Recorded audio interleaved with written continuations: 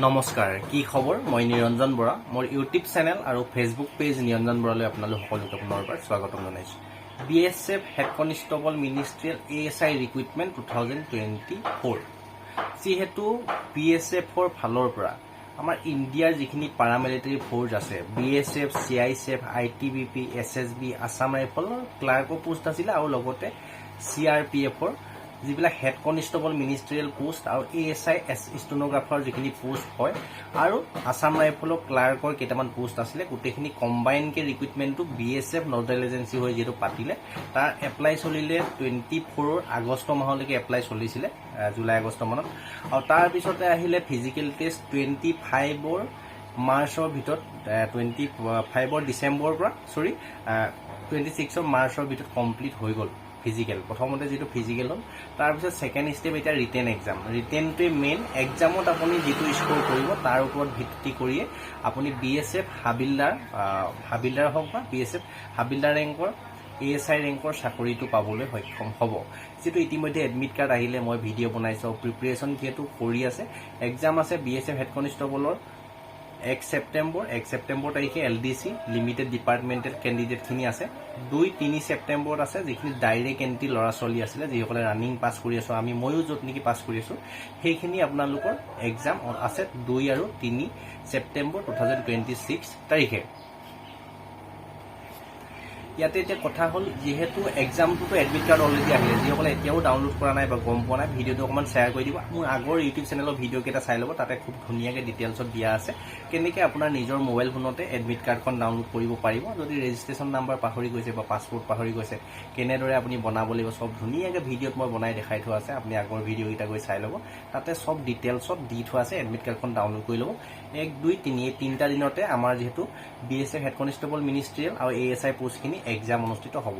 এইটো ভিডিওত কম বিশেষকৈ কাট অফটো এইবাৰ কাট অফটো কিমান যোৱাৰ সম্ভাৱনা আছে সব এইটো কাট অফে কিন্তু মেইন এক্সামৰ পিছত যেটো কাট অফ যাব না হেতুৱে মেইন বুলি কিয় কৈছো মই কেবাটাও ৰিজন কৈ দিম কাট অফ কম যাব এবাৰ 100% কাট অফটো কম যাব আগৰ তুলনাত আৰু নেক্সট হল আপুনি টাইপিং টেষ্ট দিবলৈ কিমান মান মাৰ্ক যোৱাৰ সুবিধা আছে ষ্টেনোগ্ৰাফাৰ হলে বা হেড কনষ্টেবল হলে আৰু ফাইনেল কাট অফ কিমান যাব তাৰ পৰ্যন্ত মই আলোচনা কৰিম কেইটামান লজিক মানে তাই যেটো ৰিয়েলিটি হয় হেতু হিচাপত মই কৰিম আপোনালোকে ভিডিওটো হেখলিকে চাব আৰু কিমান তাৰ আগতে কিমান ক্যান্ডিডেট মোৰ লগত জড়িত হৈ থকা কম আছে বেলেগ ইউটিউব চেনেল বিলাকে আমাৰ অসমৰ হিমান এইটো ওপৰত ভিডিও বনোৱাই নাই যেহেতু লৰাছলি খুব কম আছে আমাৰ অসমৰ বহুতে হয়তো গমেই নেপালে সেইখিনি পোষ্টত বা বহুতে হেড কনষ্টেবল পোষ্ট দেখি কম্পিউটাৰ টেষ্ট দেখি আপোনালোকে এপ্লাই নকৰিলে হেনকা বিলাক ক্ষেত্ৰতে লৰাছলি কম আছে আপোনালোকে চেনেলটো সাবস্ক্ৰাইব যদি কৰি থৈছিলে ভিডিও যদি কন্টিনিউ চাই যদি ফিজিক্যাল যদি পাস কৰি আছে তলত কমেন্ট কৰিবলৈ নাপাহৰিব কিমান ক্যান্ডিডেট মোৰ লগত জড়িত হৈ থকা এইটো ৰিক্ৰুটমেন্টত জড়িত হৈ আছে আহক এতিয়া ভিডিওটো আৰম্ভ কৰো তাৰ আগতে যিসকলে মোৰ ইউটিউব চেনেলত ভিডিও চাই আছে বা ফেসবুক পেজত ভিডিও চাই আছে ইউটিউব চেনেলটো যদি এতিয়ালৈকে সাবস্ক্ৰাইব কৰি ৰখা নাই বা ফেসবুক পেজটো যদি ফলো কৰি লোৱা নাই প্লিজ সাবস্ক্ৰাইব আৰু ফলো কৰি ৰাখিব এনে ধৰণৰ চাকৰি ৰিলেটেড ইনফৰমেটিভ ভিডিওসমূহ পাই থাকিবৰ কাৰণে আহক এতিয়া চাই লওঁ প্ৰথম কথা হল কাট অফটো কম যোৱাৰ কাৰণ কিটা কৈছো চক আগতে BSF CISF ITBP Assam rifle SSB গোটেইখিনি যিমান বা আসাম ৰাইফলৰ ক্লাৰ্কৰ যিবিলাক পোষ্ট আছে প্ৰতিটো ডিপাৰ্টমেণ্টে এক্সট্ৰাকে আগতে ইণ্টাৰভিউ পাতে বা এক্সট্ৰাকে পোষ্ট উলিয়ায় বিএসএফত যদি চাই আগতে 400-300 পোষ্ট আহে চিআইএছএফতো আহে চিআৰপিএফতো ধৰি লওক 500 মান আহে আসাম ৰাইফলো কম আহে 50টা 40টা এনেকুৱা পোষ্ট আছে আহে ক্লাৰ্কৰ পোষ্ট তাৰ বা প্ৰতিটো ডিপাৰ্টমেণ্ট মানে এছএছবি হওক আইটিবি এক্সট্ৰাকে মানে ৰিক্ৰুটমেন্ট পাতে এতিয়া এছএছসি নিচিনাকে কম্বাইন কৰি পেলালে হেতু কাৰণে ভাল হৈছে ইয়াত গোটেইখিনি যথেষ্টখিনি ভেকেন্সি এতিয়া হৈ গ'ল আৰু নেক্সট কথাটো হল যি আগতে চিআইএছএফ আৰু বিএসএফত কোনো ধৰণৰ ৰানিং নাছিল হেড কনষ্টেবল পোষ্টত আৰু হাবিলদাৰ ক্লাৰ্ক এএসআই পোষ্টত কোনো ধৰণৰ ৰানিং নাছিলে এবাৰ যেহেতু কম্বাইন যেতিয়া কৰি দিলে গোটেইখিনি পাৰামিলিটাৰী ফ'ৰ্চৰ হেড কনষ্টেবলৰ পোষ্টখিনি তাত প্ৰথম ষ্টেপটোৱে ৰানিং দি দিলে ৰানিংটো 1600 মিটাৰ দিলে তাতে 1.6 কিলোমিটাৰ টাইমিং দিলে 6 মিনিট 30 সেকেন্ড আৰু 6 মিনিট 30 সেকেন্ডৰ ৰানিং কৰাটো ইমান ইজি কথা নহয় মানে যি প্ৰেক্টিছ নকৰে বা কিছুমানে হয়তো পাৰিব পাৰে ইমান সহজ নহয় মানে পাছ কৰাটো সেই হিচাপত আৰু যদি চাই 1 লাখ মান ল'ৰা ডাইৰেক্টলি কমি গ'ল আগতে বিএসএফত যদি আৰু 1 লাখ মান বেছি হৈ যায় না ফিজিকেল পাছ কৰা অনলি হাইটটো চাই আৰু ওয়েটটো চাই আৰু লগতে চেষ্টখন বডিখন জুখেহে ৰানিংটো নাছিলে চিআইএছএফ আৰু বিএসএফত সেই কাৰণে 1 লাখ মান ল'ৰা পুৰা কমি গ'ল কাট অফ কম যোৱাৰ কাৰণ 1 নম্বৰ হেতু আৰু 2 নম্বৰ কথা হল এবাৰ যেটো কম্বাইন হল ন গোটেইখিনি ভেকেন্সি এছএছসি নিচিনা কম্বাইন যেটো হৈ গ'ল টাইপিং লিষ্টত কম যাব কিয়নে এতিয়া আগতে প্ৰায় 1500-1700 মান পোষ্ট আছিলে এতিয়া বৰ্তমান অফিচিয়েল নটিফিকেশ্যন নাই অহা যদিও মই ভিডিঅ' ইতিমধ্যে বনাইছোঁ প্ৰায় 2200 বা 2500 মান ভেকেঞ্চি হৈ গ'ল গোটেইখিনি পোষ্ট মিলাই মেলি এতিয়া চাওক প্ৰথমতে কথা হ'ল যদি হেড কনষ্টেবল পোষ্টত আপুনি এক্সাম দিবলৈ এতিয়া এডমিট কাৰ্ড ডাউনলোড কৰিছে বা ৰানিং যদি পাছ কৰি আছে আপুনি যদি এক্সাম দিয়ে এক্সামটো ভালকৈ দিব চাওক এটা পোষ্টৰ এগেইনষ্টত 10টাকে ল'ৰা টাইপিং টেষ্ট দিবলৈ মাতিব আৰু যদি ESI ষ্টেনোগ্ৰাফাৰত যদি আপুনি পাছ কৰি আছে বা এক্সাম যদি দিব তেতিয়া আপোনালোকৰ এক্সাম দিবলৈ প্ৰায় টাইপিং টেষ্ট দিবলৈ ষ্টেনোগ্ৰাফাৰ যিটো টেষ্ট আছে ন হেণ্ড ৰাইটিং বা কম্পিউটাৰ টেষ্ট যিটো আছে তাৰ কাৰণে প্ৰায় 30টা এটা পোষ্টৰ এগেইনষ্টত 30টাকে ল'ৰা ছোৱালী মাতিব সেই হিচাপত যেহেতু মাতিব যথেষ্টখিনি ল'ৰাই প্ৰায় 2500 যদি আছে 25,000 মান ল'ৰা ছোৱালীয়ে টাইপিং টেষ্ট দিবলৈ কোৱালিফাই কৰিব অল ইণ্ডিয়া আৰু এইখিনি কোনো ষ্টেট ৱাইজ ভেকেঞ্চি নাই মই আগতে কৈছোঁ আমাৰ অসমৰ কাৰণে বা বেলেগ ষ্টেটৰ কাৰণে এক্সট্ৰাকৈ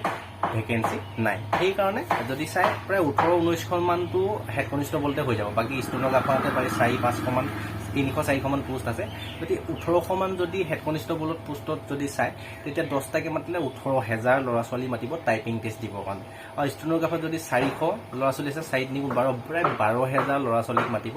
ষ্টেনোগ্ৰাফাৰ যিটো টেষ্ট কম্পিউটাৰ টেষ্ট আছে যিটো শ্বৰ্ট হেণ্ড ৰাইটিং আছে ESI পোষ্টৰ কাৰণে সেইটো টেষ্ট দিবলৈ মাতিব সেই হিচাপত যদি চাই আপোনালোকে কাট অফটো কিমান যাব আগতে প্ৰায় 80 পাৰ হৈছিলে টাইপিং টেষ্ট দিব লাগে ফাইনেলটো তাতকৈ ওপৰত 90 ঘৰত গুচি গৈছিলে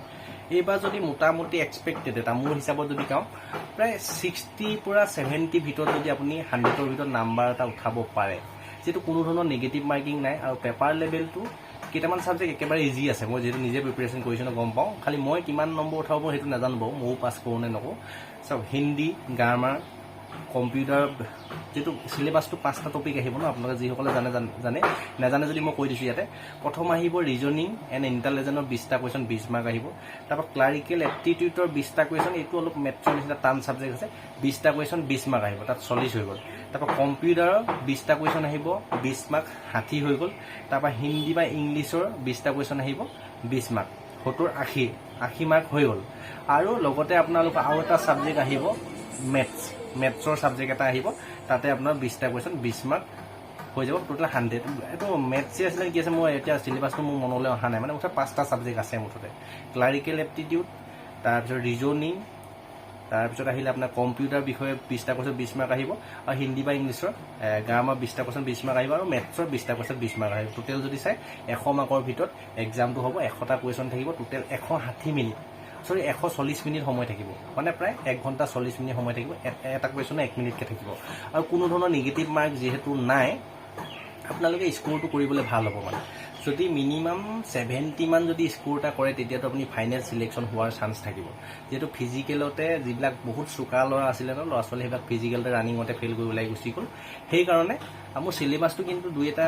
পোৱা খেলিমেলি হৈ যাব পাৰে আপোনাৰ আগৰ ভিডিঅ'কেইটা গৈ চাই ল'ব আকৌ পিছত উল্টা পুল্টা কমেণ্ট নকৰিব তই চিলেবাছে নাজানো বুলি তেতিয়া এতিয়া মোৰ মনলৈ অহা নাই আৰু এটা ছাবজেক্ট মেথছে আছিলে নে কি আছিলে মনলৈ অহা নাই আপোনালোকে সেইকাৰণে মই কৈ দিছোঁ পিছত উল্টা পুল্টা কমেণ্ট কৰি মানে লাভ নাই 5টা ছাবজেক্ট আহিব সেইকাৰণে যদি 60 পৰা 70 ভিতৰত যদি নাম্বাৰ এটা উঠাব পাৰে 60 মানততো আহিব লাগে আপোনাৰ টাইপিং টেষ্ট দিবলৈ আৰু ষ্টেনোগ্ৰাফাৰ যদি পোষ্ট হয় 50 মানলৈ গুচি আহিব তাত যিহেতু কেণ্ডিডেট কম থাকে প্ৰায় 8,000 মানুহে আছে বাকী গোটেইখিনি 2.5 লাখ মান ল'ৰা ছোৱালীৰ ভিতৰত 8,000 মানুহে ষ্টেনোগ্ৰাফাৰ পোষ্টত পাছ কৰিছে ৰানিং বাকীখিনি গোটেইখিনি হেড কনষ্টেবল পোষ্টতে পাছ কৰা হয় সেইকাৰণে আপোনালোকে ভালকৈ এটা প্ৰিপেৰেশ্যন কৰক মিনিমাম যদি 70 উঠাব পাৰে ন ফাইনেল চিলেক্ট নহ'ব ফাইনেল মেৰিট লিষ্টত নাম আহি যাবলৈ আছে মইহে কৈছোঁ এইটো কিন্তু অফিচিয়েলি কাট অফ নহয় পিছত কাট অফটো নিমিলিলে আপুনি গালি পাৰিবা হেৰি কৰি লাভ নাই এইটো যিটো অল ইণ্ডিয়া ভেকেঞ্চি একো ক'ব পৰা নাযায় বাহিৰৰ ল'ৰাবোৰ বহুত স্ক'ৰ কৰিব 80, 85, 90 ইমানটো স্ক'ৰটো কৰিবই হানে সেইকাৰণে আপুনি মিনিমাম 60 পৰা 70 এটা স্ক'ৰ কৰিব লাগিব নেক্সট ষ্টেপ টাইপিং টেষ্ট দিবলৈ পাবলৈ আৰু টাইপিঙত বহুত ল'ৰা ফেইল কৰিব কিয়নো টাইপিং টেষ্টটো এবাৰ বেলেগ ছিষ্টেমত হ'ব আপুনি ভুল যদি কৰে আপোনাৰ নাম্বাৰটো কমি যাব মানে কোৱালিফাই নকৰিব টাইপিং টেষ্টটো কোৱালিফাই টেষ্ট হয় যদিও মানে তাত কোনো ধৰণৰ বেক স্পেচ আপুনি 1 মিনিটত যদি ইংলিছত কৰে প্ৰায় 35টা ৱৰ্ড হেড কনষ্টেবলৰ কাৰণে টাইপিং কৰিব পাৰিব লাগিব পাৰ মিনিটত আৰু যদি হিন্দীত কৰে প্ৰায় 30টা ৱৰ্ড পাৰ মিনিটত আপুনি টাইপিং কৰিব পাৰিব লাগিব সেইকাৰণে মানে যথেষ্ট হাৰ্ড হ'ব আৰু বেক স্পেচ নাই আপুনি ভুল কৰিলেও কম্পিউটাৰ টেষ্ট দিওঁতে আপুনি শুদ্ধ কৰি আকৌ লিখিব নোৱাৰিব সেইকাৰণে টাইপিং টেষ্টটো বহুত ল'ৰা ৰিজেক্ট হৈ যাব হয়তো কোৱালিফাই মাৰ্কতে টাইপিং টেষ্ট দিবলৈ পোৱা সকলোৱে চাকৰি হৈ যাবলৈ আছে থুলমূলকৈ মই কিবা এটা আভাস দি দিলোঁ সেইটো হিচাপত আপুনি এক্সামটো দিয়ক যিটো হিচাপত পাৰে পঢ়িবতো লাগিবই আপুনি এক্সামত ভাল এটা মাৰ্ক পালেহে কিন্তু এইটো পোষ্টত চাকৰি পাবলৈ সক্ষম হ'ব SSC GDতকৈ অকণমান পেপাৰটো ইজি যদিও কিন্তু টাইপিং টেষ্টটোৱে মেইন আপোনালোকে মোটামুটি ভালদৰে প্ৰিপেৰেশ্যন কৰক আৰু কিমান ল'ৰা ছোৱালী মোৰ লগত জড়িত হৈ আছে পাছ কৰি আছে এক্সাম কেতিয়া আছে তলত কমেণ্ট কৰিবলৈ নাপাহৰিব গ্ৰুপৰ লিংক আছে টেলিগ্ৰাম চেনেলৰ লিংক ইনষ্টা আইডি ফেচবুক পেজৰ লিংক গোটেইখিনি দিয়া আছে মোৰ লগত জড়িত হৈ থাকিব বিচাৰিলে ছাবস্ক্ৰাইব ফ'ল' কৰি ৰাখিব ধন্যবাদ